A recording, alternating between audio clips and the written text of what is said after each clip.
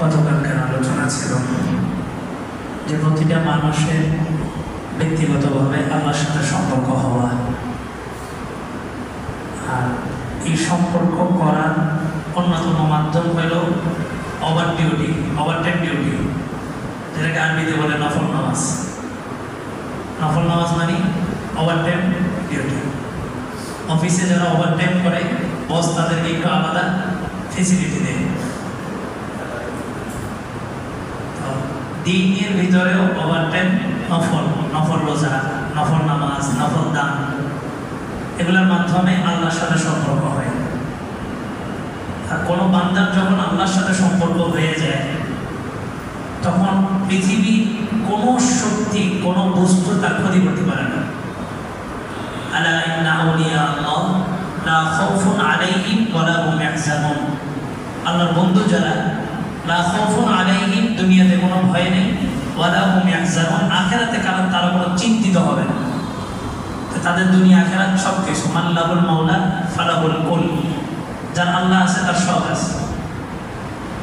গতকালকে বলছিলাম, বান্দা নফল নামাজ পড়তে পড়তে আল্লাহ তাআলার এতটা নিকটে চলে যায়, এতটা পছন্দনীয় বান্দা হয়ে যায় যে আল্লাহ বলেন, আনা আকুনা সামউহু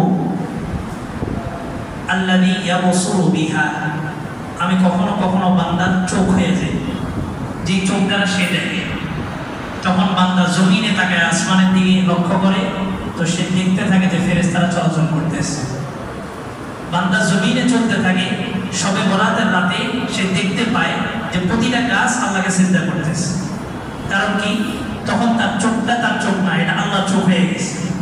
সে আল্লাহর চোখ দ্বারা দেখলেই বুঝতে পারে এই মানুষটা মাত্র এই গুণাটা করে আসছে। ইমামে আজম আবু হানিফা ওজুর পানিতে বুঝতে পারতেন যে কোন গুণাটা যেতেছে। কিভাবে? ওই চোখ ইবাদতের মাধ্যমে আল্লাহ হয়ে গেছে, আল্লাহর চোখ হয়ে গেছে। ইয়াদুল্লাযী ইয়াবতিশু বিহা, আল্লাহ ওই বান্দার হাত হয়ে যায়, যে হাত দ্বারা সে ধরে। হযরত আলী একজনই 40 জনের শক্তি ছিল। রিজলুল্লাযী ইয়ামশী বিহা, আল্লাহ তাআলা বান্দার পা হয়ে যায়। বান্দা আল্লাহর শক্তি দিয়ে, আল্লাহর বলে বলিয়ার হয়ে সে চলে। তো অল্প সময় আটলান্টিক মহাসাগর পার হয়ে যায়। সাহাবীরা ঘোড়া সমুদ্রের উপরে ছেড়ে দিয়েছে, তো ঘোড়ার খোলও ভিজে নেই। এটা হচ্ছে নফলের মাধ্যমে আল্লাহর এতটা কাছে চলে গেছে যে তার দ্বারা অলৌকিক ঘটনাগুলো প্রকাশ পাওয়া শুরু হয়েছে। এটা আমার আর আপনার যুক্তির মধ্যে আসবে না, তবে এটাকে মিথ্যা বলা যাবে না। কারণ আহলে সুন্নাত ওয়াল জামাতের যতগুলো আকীদা আছে, একটা আকীদা হলো কারামাতুল আউলিয়া হাক্কুন, বুজুর্গদের দ্বারা যে কারামত প্রকাশ পায় এটা সত্য। তা আল্লাহ হয়ে গেলে তখন আর কোনো বস্তু তার কি করতে পারবে না, ক্ষতি করতে পারবে না।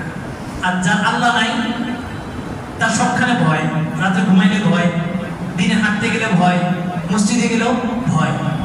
তো সেই সংবাদে দেখে করোনা ভাইরাস আসতেছে, তার মধ্যে ভয়। করোনা আসতেছে, কি করতে হবে?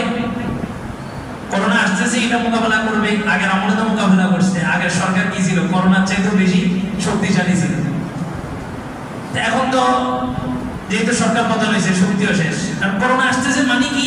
মানে হচ্ছে প্রতিষ্ঠান বন্ধ করো।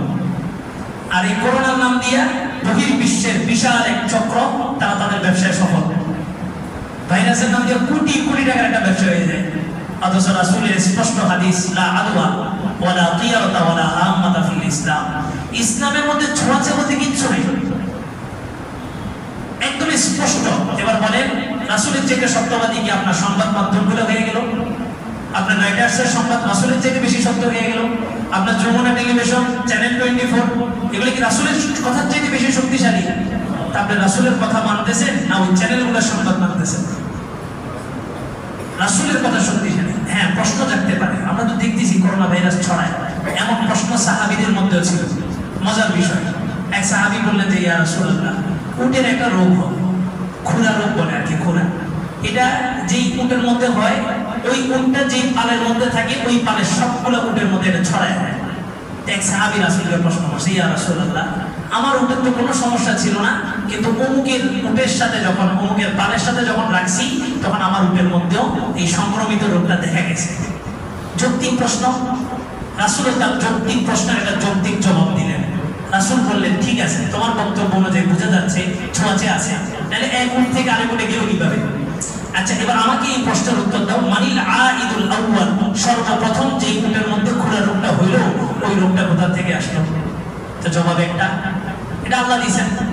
তো করোনা এমন লোকেরও হয়েছে যে লোক ঘর থেকে বের হয় নাই, আবার এমন লোকেরও হয় নাই যারা প্রতিনিয়ত করোনার রোগীদেরকে ধোয়াইছে, কাফন দাফন করাইছে। আমি নিজের কথাই বলতেছি, বহু লোকের করোনার সময় কি করছে, কাফন দাফন সব করছে। ছোট্ট একটা মসজিদ ছিল ক্যাডেট কলেজের সাথে, এখন এটা বড় হয়েছে।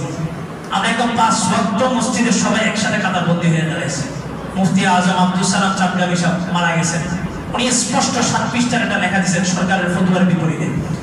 শফি সাহেবের ছেলে আনাস মাদানী, সে সরকারের সাথে হাত কইরা একটা লিফলেট বের করছে, করোনা এটা প্রমাণিকতা আছে, প্রত্যেকটা মসজিদে এক হাত করে ফাঁকা করে দাঁড়াইতে হবে। সারা রাত স্বামী স্ত্রী একসাথে ঘুমাইছে, সকালে বাসের 2 সিটে 2 জন 2 জায়গায় বসতে হবে। কি আশ্চর্য কথা! আর আমরা এই সমস্ত লজিক গুলো কিভাবে নিয়ে নিলাম? এটা মনে রাখবেন, রাসূল যেটা বলছে এটাই চূড়ান্ত সত্য। পুরো পৃথিবীর সব সংবাদ মাধ্যম বলে করোনা আসতেছে, কিন্তু ইসলাম কি বলে? ছোঁয়াচে বলতে কোনো কিছু ইসলামে নাই, এটা রাসূল বলছেন। এবার রাসূলের চেয়ে সত্যবাদী আপনার কাছে কি? এটা হচ্ছে আপনার ঈমানের পরীক্ষা। যত সিদ্ধান্ত আসুক, যত কিছুই আসুক, আমাদের কাজের মধ্যে আমরা কোনো কিছু পরিবর্তন ঘটাবো না। কোনো প্রতিষ্ঠান বন্ধ হবে না, কোনো মসজিদ বন্ধ হবে না। ওখানে বলে দিছি, বলছে হয়তো নাচ বের হবে, কিন্তু কোনো মুসল্লির কোনো বদ্ধ নামাজ এখানে বন্ধ হবে না। জুমার নামাজ মসজিদে পড়ছে 5 জন নিয়ে, অথচ জুমার নামাজ সহি হবে না। জুমার নামাজ সহি হওয়ার জন্য 1 নম্বর শর্ত, ব্যাপক অনুমতি থাকতে হবে।